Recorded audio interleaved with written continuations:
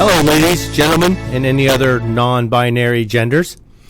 I'm Roger B. You're listening to Locked and Loaded, and we're on America's Web Radio. Today we have a lot of stuff to talk about. We're going to get to Jack Wilson in a minute. He's my hero of at least the month. He might even be hero of the year. He might be hero of the year. Amazing man. But first, we're going to get into some other stuff like, you know, you wonder about all these people carrying guns. You wonder, how many guns are there? You know, does anybody know? You know, how many guns do Americans have? Are we high on the list? I want to play. Is this like guessing the number of jelly beans in a jar? Yeah. How many guns are in Americans' homes? If you have a jar the size of the Empire State Building. You know, Roger, real quick, let me just deviate for a second. And Dolly Parton somewhere there. I'm not going to stay too long here, Roger, but I have to point this out and get your opinion on this. I had to pick a primary care physician, a doctor, and I got to go see a doctor here pretty soon. And so I went ahead and started filling out the new patient paperwork. And lo and behold, I get down to question, 8 or 9, and it's, do you have a gun in the house? None ya. Do you have a gun in the house? And Roger, let me tell you, I put C, none your damn business. That's right, N/A. And then I said D, do you? And I mean, I can't wait till they ask me when they see the paperwork, because that is irrelevant. Well, completely irrelevant. Having guns in my house has nothing to do with why I'm going to see the doctor. And that's right. And again, unless you shoot yourself. Unless I shoot myself. That's like saying, do you have a hammer in the house? Do you have a saw in the house? Which exactly was the next point I was going to make. Do you own power tools? When they look at that paperwork and they say, oh, you didn't answer this, I'm going to go, well, I'm going to need some more information, such as, do you have knives in your house? Do you have a bat in your house? Do you have an iron in your house? Do both your hands and feet work? Exactly. We could go on and on. So I just had to get that out there, folks. If you see that question, don't answer it. That's right. It's none of their business. None of their business. They're just trying to collect data so they can put you on a little list, and nobody wants to be on any more lists. Then you probably want to know where it came from. I can tell you where it came from, because the politicians get in bed with the AARP, and they get in bed with people like the AMA, the American Medical Association. And they're the ones who lobby to get this crap added. And basically the politicians go to AMA, convince them, and then the AMA comes out like it was their idea. Oh, yeah, and yeah. They come out with this ridiculous, stupid reasons. But all it is like Roger said, it's a data collection. That's right. It's a way for the government to try and track who's got guns and where these Don't guns get on are. a list if you can possibly help it. Yep. You know, It's too late for me, but maybe for you. Now, I will say this. I'll be happy to answer that question the minute I am given my national carry permit. That's right, because then you have a carry permit that's good in every state, including the ones that don't want you to have it. Exactly. But we'll have to see. But anyway, so we were talking about, so how many people have guns? Or how many guns are there? Anyone want to take a wild swag at that? And this is just the records that are available since, 1986 to 2018. I'm going to say millions. Hundreds of millions. The estimates are now 422.9 million guns. Beautiful. Between 1986 and 2019. Now, those numbers are good, but I think they're rookie numbers. We need to bump those up a little bit. I was just about to say, I'm going to do They all my came part. out in Texas, I think. Yeah. That might be just Texas alone. I'm going to do my best, Roger, to get that number That's up. right. And you know what? It's good if you help the younger generation, if you have kids or have an influence over kids, and you can teach them how to shoot, teach them gun safety. Absolutely. Teach them not to be afraid of guns, because if you're afraid of them, you're going to want to get rid of them. And we can't do that. What Roger is saying is, do not teach your child to be a snowflake. Right. Especially if you're in warm weather, you don't want to be a snowflake. Exactly, because you melt all the time. No, up north in Massachusetts, New York, New Jersey, it may be too late for them. Yeah, I would say so. But yeah, don't be a snowflake, because then you're going to need a cry closet, and we're going to run out of cry closets. That's right. There'll be no safe spaces left. No safe spaces, because they're going to be full. Speaking of safe spaces, that'd be a good place to hide, is in my safe with all the guns. Yeah, there you go. I'd feel safe.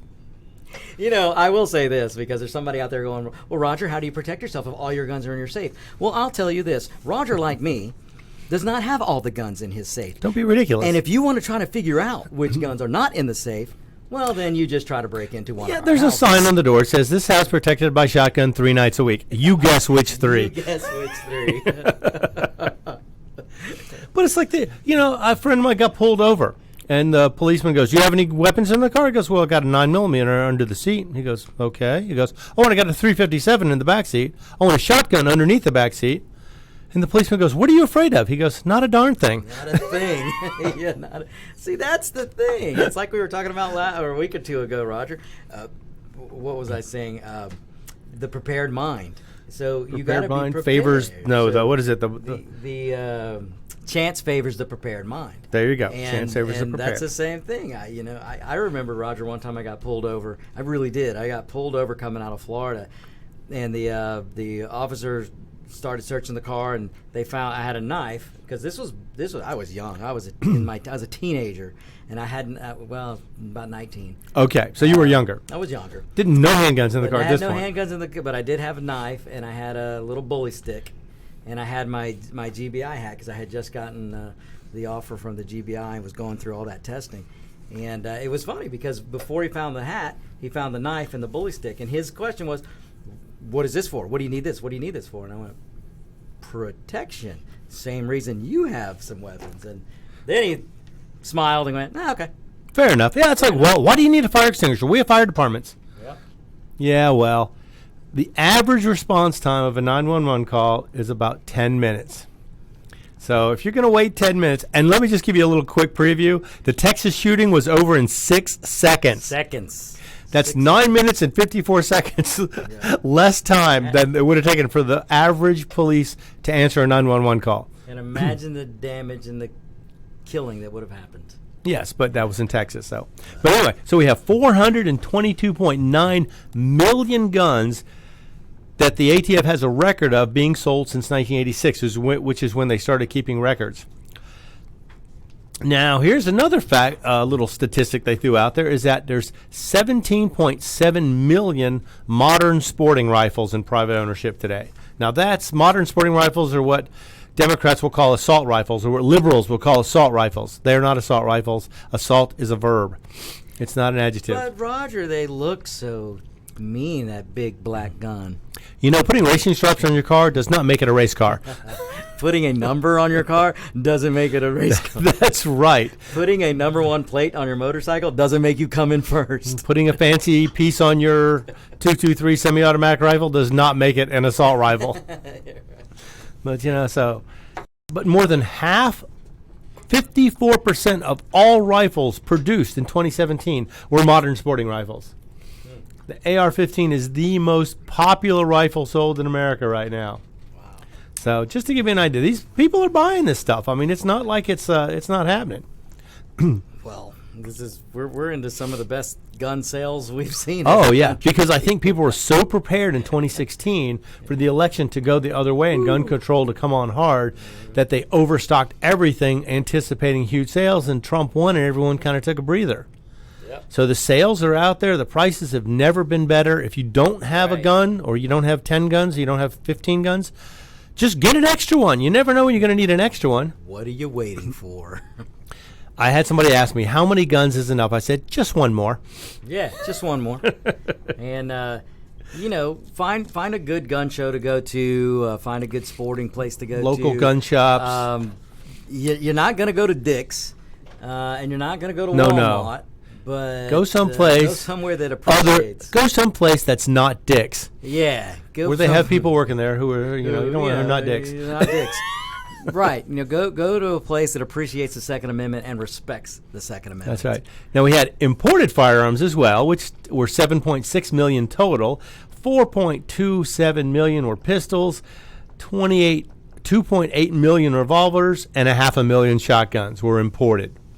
So that was in 2018 only. So the money is coming. Now, the firearms manufacturing accounts for 12,000 employees, producing over $4.1 billion in goods shipped in 2017 alone. Wow. So the money is there, the employment is there, the market is there. These people are helping contribute to the economy and to the freedom of America. Of America and the protection of the Constitution. It's a great thing. That's right, absolutely. Everybody, if you feel the need or you want to learn how, you should definitely pursue it. Any local gun shop or local range will have training classes available. You can get started. If you don't have a friend who's willing to teach you or take you out the first time to give it a shot, go take a beginner's class. It may seem a little easy at first, but you're going to work your way into more and more stuff. Folks, for the small price of $100 an hour, Roger and I will teach you ourselves. Now, hold on there. If I hadn't lost all my guns in that tragic boating accident, I would be up for that. Exactly. One day I'm going to figure out how to get to the bottom of the sea. That's right, or the lake or the river. To find. But now here's guns. a total number of full-time jobs in the U.S. in the firearms industry. The 12,000 was just in the manufacturing. This is in sales and ranges and everywhere else that has to do with weapons. There are approximately 312,000 people involved in the shooting sports industry. That's employed by them. And it's up from 166,000 from 2008 to 2018. It almost doubled. So look at how many families are supported by these awesome jobs. Exactly. These awesome American jobs. Exactly. We have jobs in the gun industry, so don't be afraid to help support America. Support America. And Hoo-ah. that'll a little bit of what you'll hear on my show is why on earth would you support a socialist Democrat? Because they're just going to want to shut down every one of those jobs. That's right. Well, we know they don't tend to be for economic prosperity. Nope. Unless they can control it all. They're for elitist prosperity. Right. But okay, so we had this, and what that means is because we went from 166,000 to 312,000, we had a rise of 171% since 2008 in the firearms industry economic impact. That's money coming in from it, employers, all the money coming in. So that's... Can you break that down for the Alexandria Cortezes of the world? So can you put that in layman terms? More than double. Thank you. Double and a half. Is that a term? Double and a half? It is now. But on top of all these hundreds of millions of guns, this is where everything gets really weird. Because you would think, oh my God, all these guns, there must be shootings all over the place. But no. Violent crime from 93 to 2017 has decreased by 48.5%. What? Or in the words of Gloria, what? Unintentional firearm-related fatalities have declined by 68%. You're telling me, I mean, wait, in the words of Cousin Vinny, I got to hear this. Yeah. You're telling me more guns, industry more than double and a half. More than double and a half equals a drop in crime. Almost a 50%, over 60%, overall 68% drop in crime. Unbelievable. But you will never hear this in the mainstream media or from a Democrat. Never. You're never going to hear that. Well, no, of course not. All right, we're going to be right back after this. Take a few moments for a short break. And I'm going to bust in here, Roger, and point out that we've got a fantastic new show starting up. And folks, if you're a veteran and you didn't hear it in On Point with, what's his name? Armendariz. Anyway, a bunch of snakes in there. Anyway, we've got a great show starting up for veterans and veterans' families, because many women that lost their husbands, or many other husbands that lost their wives during a conflict, are due veteran benefits. And I have learned more from this gentleman, Mike Dover, in a few conversations with him than I ever knew about the veteran benefits. So we're gonna keep you posted on when that show's starting, but it will be great. And tell all of your friends that are veterans or no veterans, have family members that are veterans, to listen to America's Web Radio and our Veteran Benefits Show. It is going to blow your mind. And many reservists don't think, oh, I was in the reserves, I didn't. You still have benefits. There are benefits out for reservists. There are certainly benefits out for any war era time, and you need to listen. So also, the one last thing before we get back to What's the name of your show? Locked in. Okay, Locked and Loaded. I think that means something. Anyway, that's a lot of you tonight. It'd be a good idea. You can lock yourself in the house before you get loaded. I was going to say, I don't know if they're going to be locked, but they're going to be loaded. Anyway, before we get back to Locked and Loaded, I'm asking again, please send Melania Trump a thank you note. She has done a marvelous job, an incredible job with, like, her husband. Everybody seems to be against her, but we're not. We're for her, and send her a thank you note. She has brought elegance, dignity, class back into the White House again that somebody tried to steal for 8 years. You know, anybody who can speak 5 languages deserves respect. Oh, absolutely. And, she's an amazing lady. Really She is. And I don't think from day one we've given her the respect that we should have as a we should be down on our knees thanking God for having someone that has class and elegance and dignity in our White House after what we've come through. Anyway, with all of that said, I'm going to run a quick For Senate. No, a quick spot, and we're coming back to Mr. Roger B. You're listening to America's Web Radio on the AmericasBroadcastNetwork.com. Thank you for listening. Hello, I'm Roger B. This is Locked and Loaded, and you're listening to America's Web Radio, and we are back. Now, after seeing all the guns in America and the lower crime rates, you think, okay, well, this is good. More people with guns can mean a safer society if these people are legal, law-abiding citizens. However, there's people who are not law-abiding citizens. what? And they think the NRA is the biggest problem we have right now. Even though NRA members have not been responsible for any deaths or any mass shootings, they always blame them for it. Hey, Roger, can I ask you something? Sure. How come that the left, let's just say, because it is mostly the left, can be so against and have such a problem with the NRA, but be okay with government unions? I don't know. I mean, it's insane. Well, you look at it this way. The government unions, they're forced to pay dues. Nobody forces an NRA member to join. Oh, no. Nobody. Nope. But, you know, Nobody. they're a little different. They're a lobbyist group or a civil rights group versus a government union. A government union lobbies the government every day. Yeah, so does the Planned problem. Parenthood. But they're forced to do it. That's my point. With NRA, yes, they lobby, but no one forces a member. Or Right. person to be a member. You're giving money of your They're- free will. Yeah, exactly. you don't have to join They them. truly are the citizens of this country exercising their right to protect the Second Amendment. But we had a guy who decided the NRA was the worst thing ever, and he wanted to make a point that the NRA was bad and they were to blame for all kinds of stuff. So he shot his wife, shot his dog, and then shot himself and blamed it on the NRA. Of course. I mean, who Now- else's fault would it be? Now, this is just crazy. This guy did this. This guy, Kevin. We're going to just call him Kevin because I can't pronounce his last name. And if I did, it would probably sound something like Jack. Well, anyway.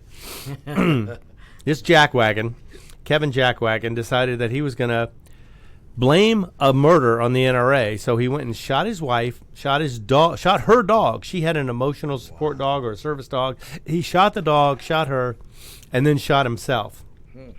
And then he started tweeting how the NRA gave him the right to have a gun because he never could have killed them with a knife. Oh, okay. So, Ask that to the guy in New York. oh my God! Now, with the now machete. Kevin Jackwagon is still alive. He is in critical condition in a local hospital. Well, that's a shame. I know. It just why bother putting any money into something like that? That seems crazy. But it happened in a small town, and he just came out and started tweeting stuff after he had done it that they gave him the opportunity to do this by providing or by giving him the right to have a gun. Now, I wonder if he had run. Now, he was going, let's see, here's one of his tweets. Guns don't kill people, people do. Guns just make it a lot easier. AR-15s make it super easy. Of course, he didn't use an AR-15, he used a handgun. But This guy still, was a nut job. I just killed my whole family and couldn't have done it without a gun. I'm too much of a coward. A knife would have been way too hard. So thanks to everyone at the NRA. And this know- guy's tweeting this after he killed his family. So this guy's basically using talking points. I guess. I don't understand this. I He mean, is. this is nuts. This guy is absolutely insane, obviously. Yeah. That's He's like a when you're 7 years old and you hit yourself in the face and go, look what you made me do. And yet, exactly. And yet, Roger, you started that off by he was a well-known and admitted anti-Trump. Oh, yes, he is So he anti-Trump. was not a Trump supporter. He's a complete anti-Trump supporter. Yeah, So it says we- the headline was anti-Trumper kills his wife, dog, and blames the NRA, then shoots himself. So we can. So apparently he ascertain- tweeted before he shot himself Before he shot himself. Well, because he wanted to get his talking points out and make sure they were covered. man. But yeah, so this is, It's and a- it happened in a small town. It was kind of shocking because he had some previous run-ins with the law. There were some issues that he had. So I think, let's see, what was they talking about? What some of the things he had gone through. But it's crazy to think that, his wife, well, she picked to be with him. So, but the dog had nothing. The dog was had completely nothing innocent. To do with it. That's Wonder where he got his firearm. That I don't know. That's not in this article. I don't know if he bought it legally or he had never had any domestic violence complaints or anything like that against him. I can tell you he probably didn't get it legally because if he had it would have been in that news story. Yeah, you would think if he got it, if he bought it through legal sources, yeah. Yep. We don't know. It could have been given to him by somebody. Who knows? But anyway, this is just sad. And it happened, I think, on like the 28th, December 28th. So it was, right after Christmas. Maybe he didn't get what he wanted. I don't know. But Roger, before there were any gun laws or any gun control measures, killing another person was illegal. Still, yes. And it still In is. fact, in the Bible, there was a guy who killed a quarter of the world's population. Yeah. Cain killed Abel. There, 25% of the There you population go. gone. Without a gun in sight. Without a gun in sight. No knife, he killed him with a rock. So you know what? Evil is not in the gun. It's in the heart of people who commit heinous acts. Evil is not in an inanimate object, no matter what the Democrats will tell you. That's right. I mean, evil is in the heart of men, and it has to be stopped by good men with guns. With guns And that brings me to Texas. and extra large clips. Jack Wilson. That's the guy who is the Jack. hero of the year at least. Unbelievable. Now, like I say, that happened in a church, and if you watch this video, I know a lot of you have seen it, and it happened haven't, watch all it. very quickly. It went down very fast, but they were suspicious of this guy from the minute he walked in because he was dressed funny. He had a oversized Well, coat an on. He had a oversized fake coat beard on. He had a hoodie on. I mean, there was clear. If you watch the video, look, before he even told me what was going on, and I watched that video, my eye went to him immediately. And Roger, I talked a little bit in my show about situational awareness, which I'm pretty sure you've talked about. Oh, yeah. But yeah, you couldn't help but notice that guy. He It's a stuck game. out. You walk into any place you go into, look around, size everybody up, just kind of look around and say, who would be the biggest threat in here? Yeah, Who would absolutely. be most likely? Absolutely. Now, granted, you're not always going to be right, and 99.9999999% of the time, nothing's going to happen. Right. But just look around and say, okay, who could I count on if something were to go down? Who would be the guy who would step up and help me? And who would be the problem child in this particular scenario? Exactly. And it's just a game. You're not going to shoot anybody because you think they might be doing something wrong. Exactly. You're just going to No, go in you there just- and hone your senses. That's Right, all. Be prepared. Be prepared. Never hurts Like- to be prepared. Like Jack was. Yes, Jack Wilson. And like I say, he ended that 9 minutes and 54 seconds faster than the average 911 call is answered. Yeah. Yeah. Now, unfortunately, if you see the video, the first gentleman who stood up and tried to confront the gunman. Well, I talked about that, Roger. If you watch that video, it was sad. And what I talked about is no matter how much you train, when somebody points a shotgun at you, you just don't know how you're going to react. And Well, your adrenaline unfortunately, starts to flow. Your fine motor skills And- deteriorate. Right. You tend And to it get just tunnel looked- vision. It looked to me he just had a little hesitation pulling his firearm out. It looks like he wasn't used to drawing from whatever holster he was having. And even if you're not, Exactly right. why would he stand up in front of a guy with a gun and try and draw? And try and draw. Get This your is- gun out this is first. This is what we talk about, Roger, when we talk about situational awareness. When something like that happens, if you find yourself in the situation, you cover yourself first, and then pull your weapon and take action. Well, there's also something that says, if you're not shooting, be reloading. If you're not reloading, be moving. Be moving. So if he got up, he could have moved away from everybody in the congregation, at least drew the attention of the shooter that way. Yeah. and it might have helped. But I guess, like I say, well, when it happens, you never know how you're going to react. You really don't. You really don't. The best thing you can do is train for different scenarios. Most people, they go to the range, they shoot paper targets for an hour, and they come home. If I take somebody to the range, we're going to start by shooting paper targets.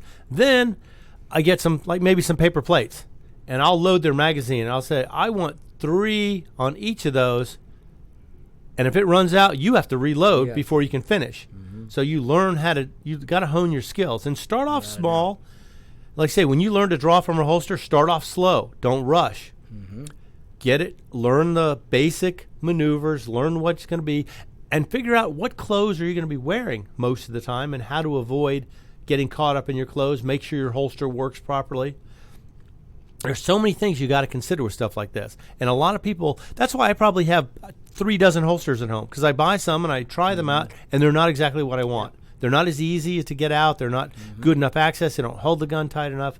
You find the one that works the best, and that's what you go with, and that's the one you train with. Exactly, and it's trial and error. I mean, you want a holster that secures, but you also do not want to struggle when you have to draw. Right, and you got to consider, what if you're sitting down at a restaurant and somebody comes in? Do you have to stand up to get that weapon out? Well, yeah, right. That would slow you down. That would draw attention to you right away. Can you draw your weapon, keep it under the table maybe, and maybe you may never have to use it, but be prepared. Absolutely. It's just tough, and I feel really bad for that gentleman who stood up. He tried to do the right thing, and he took far too long. Yep, like I said, it's just one of the situations where I think he was a little stunned, and it just didn't and I kick in honestly fast saw enough. he did not seem to have the training he needed to be in that situation. He didn't see. Now I don't know enough about him. I don't know if he had training or not. But what I'm saying is, even if you can have the most training in the world, when it happens for you for the first time, you just don't know. Now, how if you do have a lot of training, it tends to be instinctual. You tend to do it without thinking. That's the key. You want it to be That's right. instinct. You get to the point where you can draw your weapon and you don't even think about it. That's what you want to do, and that takes time. It does. It does take time, and trust me. I mean, I mentioned before, Roger, and I speak from experience. I've had a guy pull a shotgun on me, and I'll tell you, it's not a fun place to be. But training. Had it not been for the training I had, I may not be here today. Yeah, So, I mean, you tend to panic. People get... Yeah, because if you panic, it's just going to work against you. Right. So I can't stress it enough. But I tell you, Roger, what those guys did in that, what Jack did in that church, and what other, let's put it this way.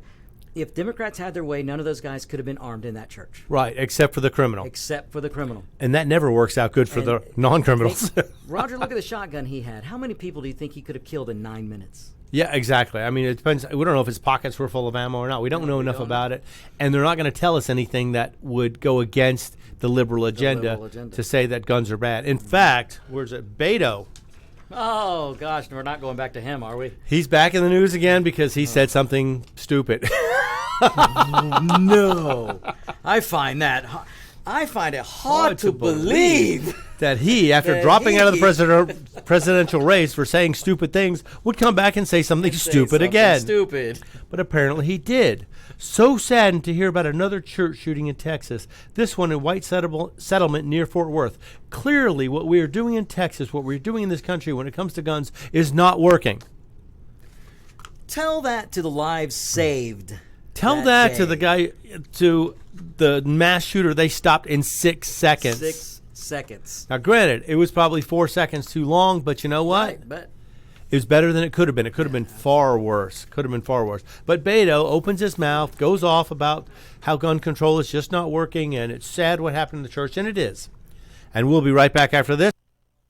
Locked and Loaded, and you're listening to America's Web Radio. And we appreciate you listening.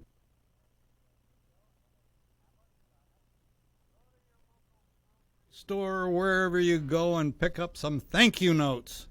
I don't want to mess around, folks. We need to send thank you notes by the thousands to our First Lady and thank her for bringing dignity, class, and certainly elegance back to our White House again. So please go out, get them, get the thank you notes, and send them. It's very easy to do. I've done it. And Melania Trump, our First Lady, the White House, 1600 Pennsylvania Avenue, Washington, D.C. Northwest, 20500. and she will get it, and I guarantee you it would. It's like thanking a veteran, which brings me to another point. We will be starting a new show. In fact, you can get a glimpse of it this Thursday at 10 o'clock with Mike Dover. He is a chaplain nationally for the disabled veterans. And Roger, I don't know if you heard me mention it on Victor's show, but if you're a veteran and you're filing for benefits and you're having any kind of trouble at all, I don't care what kind of trouble it is, first thing, call Disabled American Veterans, and they will take care of you. The first thing they'll tell you is take your DD-2, whatever it is, your DD form that shows you're honorably discharged, your discharge papers, and or your honorable discharge papers like I got, and go to your courthouse, get them copied, and get a certified copy. DD-241, I think it is. Anyway, we all go. know that bureaucracy can be very difficult to read through. You know, they ain't got a pair of scissors big enough to cut through all the red tape, you know?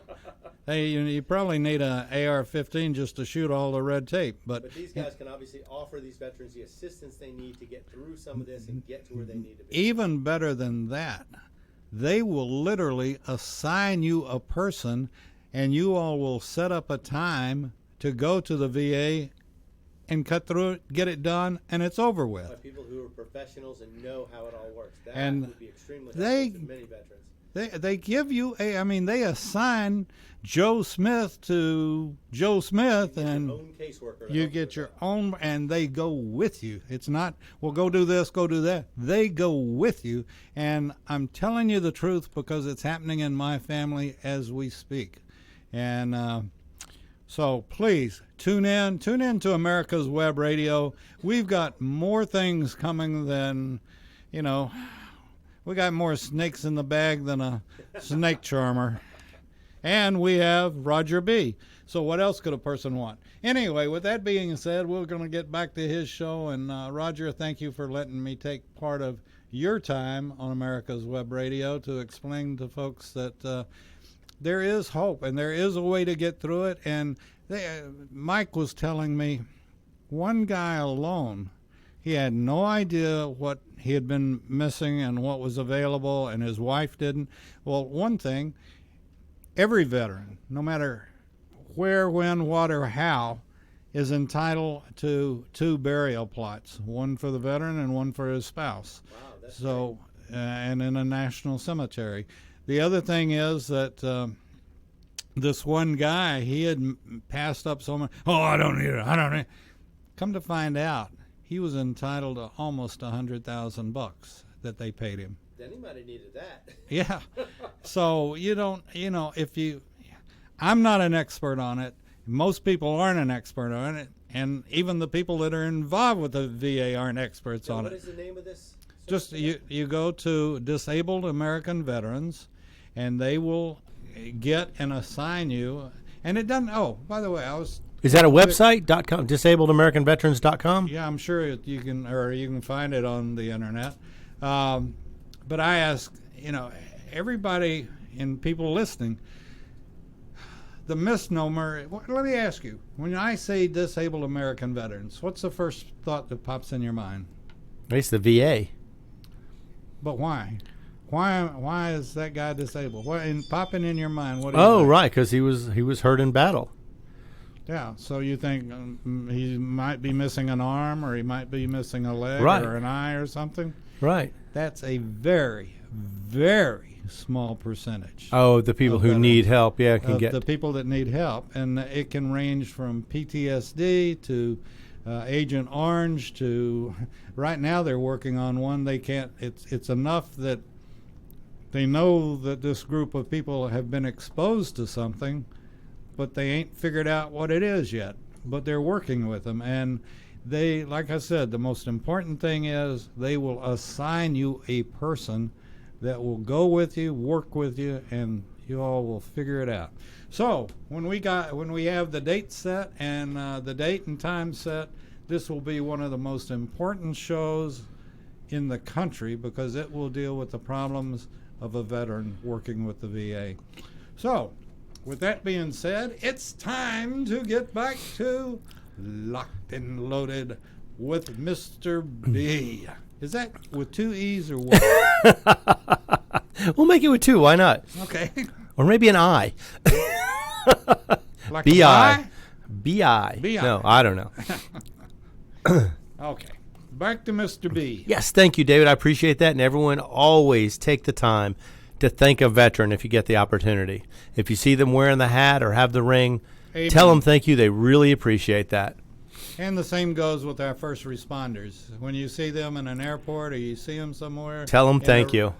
Absolutely. They have And if lately- you can afford it, buy them lunch. That's right. Lately, they have a very thankless job because of some of these cities are pushing the police into situations that they shouldn't have to be in, where people can assault them with no repercussions at all. So, but that's a story for another day. But like I say, back to Texas, because that was just an amazing scenario that happened there. Jack Wilson has got to be the hero of the year, probably, because this guy's 71 years old. He's running for a seat on the Hood County Commission, and I think he just clinched that, I would imagine, because now everybody's going to know his name. Let's hope he can do some good there as well. And all he did was thank God that nobody else got hurt and gave him the strength to do what he needed to do. So he knows it's not all in his hands all the time. So he was very thankful that he was able to do what he did without hurting anybody else and ending it as quickly as possible. You know, Roger, as we were talking before, pardon me for interrupting, but we talked about it on Victor's show as well.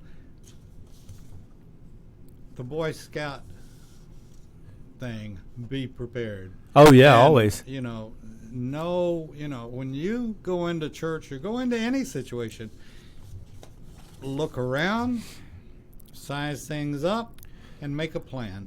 Right, exactly. Or make a plan, a backup plan, a contingency plan, an emergency plan. Should always have a couple of plans, but always be aware. You know what I'm saying? And if you do see something happen, think about it before you do anything. Unless there's a gun in your face at that moment, think about your plan. Okay, it's happening. What do I do? How do I avoid drawing attention to myself? And how do I give myself an advantage? You know, in looking at the video of Texas, the one thing that I found interesting, and maybe I missed it, but I don't think I did, but one of the first things I would have yelled, "Get down!" Right. Most people run up and they jump up and start screaming, Yeah. which is the totally wrong thing to do. You hear a gunshot, you hit the deck, because you're a lot harder to hit if you're down behind something. Yep. You know, even if it's just, now there's a difference between concealment and cover. Concealment means they can't see you, but they might be able to shoot you through it. Cover means you've got something that will stop bullets. But even with concealment, no one can see you. They may not know you're there. You may not get shot at. You know, get down, be quiet. Don't draw attention to yourself. But I noticed there were people running around. They were screaming and yelling, and it's like, don't cause more chaos.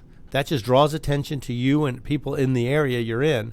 That's the wrong thing to do. But a lot of people, everyday people are not trained to do this kind of stuff. I was just thinking of something, Roger, that I have offered my church, and they turned me, they turned me down flatter than a pancake. But I've offered my church, and now, people, listen up.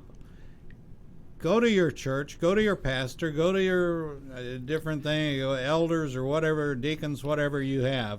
But go to them and say, let's have one Sunday, maybe 2 lessons with an expert that tells our congregation what to do. How to react, what How to to do, react, exactly. what steps to take, and to follow instructions if somebody is there giving them to them. You know, that's the first thing you learn in the military is that when somebody yells, duck, yeah, duck. Yeah, or they yell gun, you hit the deck. Yep.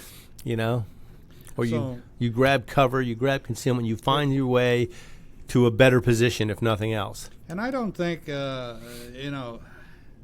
don't know whether it's going to get worse. I don't have a crystal ball to say anything, but there's still the Boy Scout motto, be prepared. There's nothing wrong with it. Oh, and absolutely. It'll work whether it's in your church or in your board meeting or in your school or whatever. Now, Just be prepared. keep in mind, though, a lot of states have laws against carrying weapons in a house of worship. So you have to be careful. You don't really want to break the law if you can possibly help it. Now, other states let each church or house of worship decide for themselves, just like most businesses. They decide for themselves whether they want to allow it or not. And that would be an opportunity for you to go to the leaders of your church or house of worship and decide, is this something we want to pursue? Do we want to have a plan and a plan of action to protect ourselves from this? Well, if Now, just a week ago, there were Jews in New York marching or protesting with AR-15s, open carrying in New York City, because there had been multitude of incidences against Jews in New York over the Hanukkah holiday. So, people are starting to realize the only way to protect yourself is to be a good guy with a gun. There's no other way to do it easily. That's how we protect our money. That's how we protect our politicians. That's how we protect the gold in our vaults. Why wouldn't we use it to protect ourselves, our children, our families? There's no reason why we shouldn't use guns to protect them as well. So, amen. in fact, the governor of Virginia has decided he doesn't want people in his state to protect themselves. He wants to take their guns away. He doesn't want people to be prepared. Because now there's a bill pending in Virginia where they're going to expand the definition of illegal paramilitary activities. Basically, they're going to try and shut down a lot of, businesses or people who are providing training to people, and they're going to label it as paramilitary activities. Because I don't know if you've been following what's been going on in Virginia, but basically a Democrat Senate and Congress has won positions to where they have a majority in the Virginia House and Senate, and the governor is a Democrat as well. And now that they have control, the first thing they want to do is push for gun control that goes beyond people with criminal records not being able to buy guns. They want to take away all semi-automatics, any kind of sporting rifles, quote-unquote assault rifles. They want all those to be completely banned. So are we going to take this idiot and address the military with the same way? Well, you'll go into battle. You just won't be carrying a gun. You don't need it. They're not, don't worry about it. Just use harsh language. Yeah, yell at them. But Throw rocks. But I bet the governor's protected by people with guns, probably the same guns he's trying to ban, he's protected by. Don't you know? Oh, gee. Well, what was Victor talking about? The elitists. They always take care of themselves before they take care of the people. They are supposed to be serving. But they don't consider themselves serving now. They consider themselves ruling over, which is the problem with most politicians. They think of themselves as rulers. And, they forget that they work for us. That's right. They were elected. They were voted in place to represent us, represent the people. And apparently in Virginia, the governor needs to look at it and go, okay, I have this idea. And apparently some people, he won the election, so people voted him in. But now in 95 out of 133 counties have decided to make themselves sanctuary cities for Second Amendment rights. Obviously, there's an outcry. They want things corrected. They want things done to protect their rights. In fact, now the Virginia Attorney General has said Second Amendment cities are illegal. He says they are not capable of making this decision county by county that they have to obey the state law. However, in Virginia, there are counties or cities that have decided they're going to ignore the state's marijuana laws and allow people to smoke and not prosecute anybody. Roger, didn't you discuss even last week that Virginia in their constitution has... They have an amendment in their constitution that reads very similarly to the Second Amendment in the Constitution. And the end of it is the rights of the people shall not be infringed. That's the Virginia Constitution. Because every state generally has a constitution or a set of rules. So he's violating state law by passing these laws, unless they change the state constitution. But they don't care. They're going with just what they want. Like there's a lot of counties and cities that are sanctuary cities for illegals. But they're not going after them for breaking the law, even though the Attorney General says any kind of sanctuary is illegal. Actually, all he said was Second Amendment sanctuaries were illegal. We're going to be right back after the few messages here. I am Roger B. This is Locked and Loaded, and you're listening to America's Web Radio. The disease of addiction is a life-altering challenge, not just for the person suffering its effects, but also for the family and friends who support and love the one caught in its grasp. What should be the course of treatment? Who is the best person to render treatment? And what is the best place to go for the care that is needed? We know that you want answers to these and many more questions. Call 770-696-9862 and speak to a representative of the Atlanta Healing Center. They can tailor a program specifically designed to address the needs of the person suffering with an addiction, or give you guidance as to where that help may be found. Information is the key, and the trained staff at AHC is here to assist. If you wish, you can also get more information on the website located at www.atlantahealingcenter.com.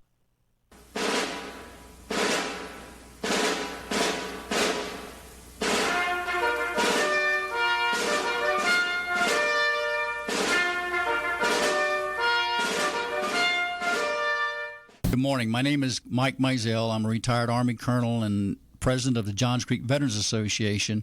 We meet in Newtown Park, and part of one of our projects is the installation of the Healing Wall, the half-scale model of the Vietnam Wall that traveled the United States. Well, it's coming to rest, and it's going to live in Johns Creek forever, the half-scale model. We're looking at possibly a March implementation ribbon cutting ceremony, and we're looking for donors and sponsors that want to help us in this great project. You can donate at jcvets.org.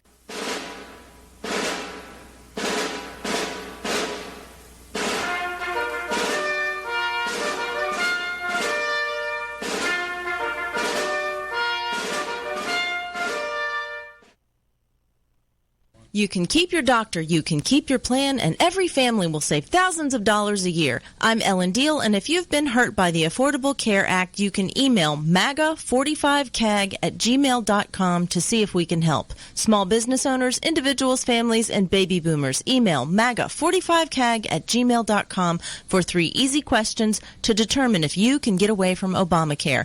I'm a 20-year veteran of the insurance industry and here to help you for all your insurance needs. You're listening to America's Web Radio on the AmericasBroadcastNetwork.com. Thank you for listening. Hello, and we're back. I'm Roger B. This is Locked and Loaded, and you're listening to America's Web Radio. Now, I have one quick thing I want to go over because why not? This is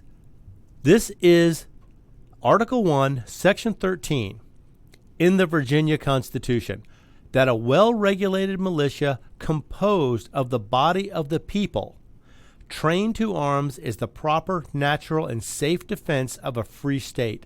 Therefore, the right of the people to keep and bear arms shall not be infringed. Now, how is the governor of Virginia going to come out and tell us we can't have guns, or you can't have guns in Virginia, when the Constitution clearly states it shall not be infringed in any way? My one concern, or not concern, I don't live there, but I question, I guess, what you just read. The federal government says that a state can't have a militia. It doesn't want to get mixed up with the National Guard or this or that. Right. But they were also the federal government was concerned that a state would try to overthrow if the they federal had that. government. Yeah, exactly. Well, after the Civil War, that actually became a problem, I guess, or during the Civil War. But, at the same token, what is, in my opinion, only my opinion, I don't know of a state that could afford it. But and let me back up a second. In some ways, I can only address Texas but the Department of Public Services in Texas, the law enforcement, Texas State Troopers and DPS, if they were called upon, they could pretty well be trained into a militia pretty damn fast. Right, and people would probably help local sheriff departments and things like that, especially in smaller towns where everybody knows who everybody is, and they know who's trained, they know who's got the skills. They would recruit these people very quickly to come and help if they thought that their town or their city or their county was under threat. Yeah. And it is. Right, exactly. I mean, here the Virginia Attorney General saying Second Amendment sanctuaries are illegal. However, the marijuana sanctuary cities, he's not going after them. The illegal alien sanctuary cities, he's not going after them. He's only pointing it out for the Second Amendment sanctuary cities. So he's being unequal under the law. He's deciding which he's going to enforce and which he's not. I sent you the Omar thing, didn't I? No, I did not get that. The 1 minute speech or whatever it is from the. I've seen parts of that where she was she's- saying she wants to enforce having Sharia law, basically. Yeah. She wants that to become part of America. That America that the Islams won't stop until all of America is Islamic. And there are probably some people here who believe that, I'm sure. So the point of my story is be prepared. And, you know, if it's just like the situation in New York, and unfortunately it may be coming to a neighborhood near you. I know. And, it's not going to be far now, yeah. They make no bones about it. They think everything should be Islam, Sharia law, and that if you're an infidel, then you should be dead. If you don't convert, they kill you. And you know,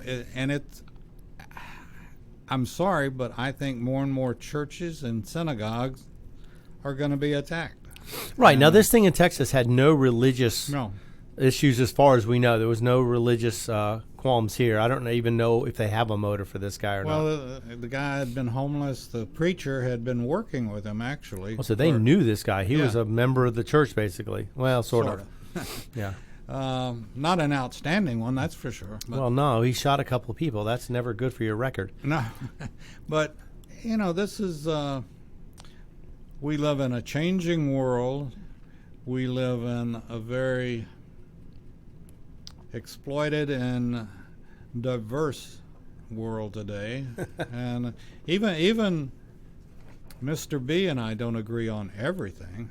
No, nobody's. That's where the difference of opinion is what leads to discussions to forward progress.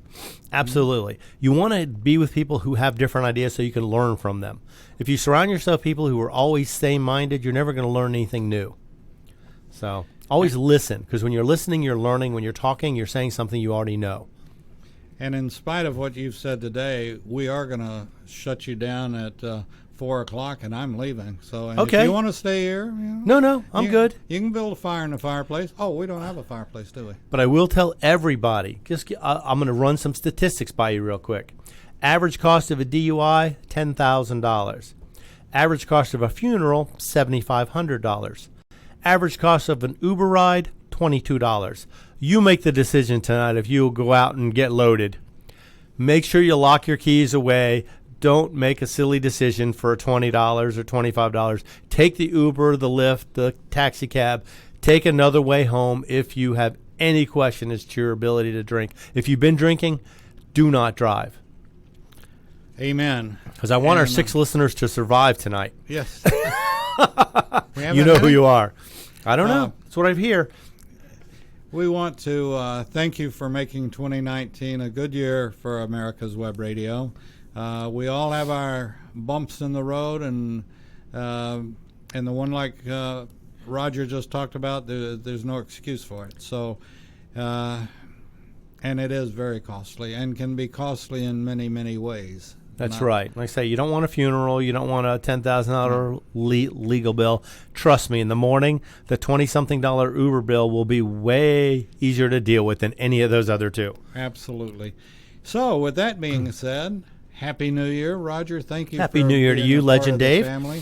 And And I want to let everybody know that I have worked so hard this year that I'm going to retire, take the rest of the year off, and not going to work again till next year. well, you better hurry. Ain't much left. But no, I've never figured out.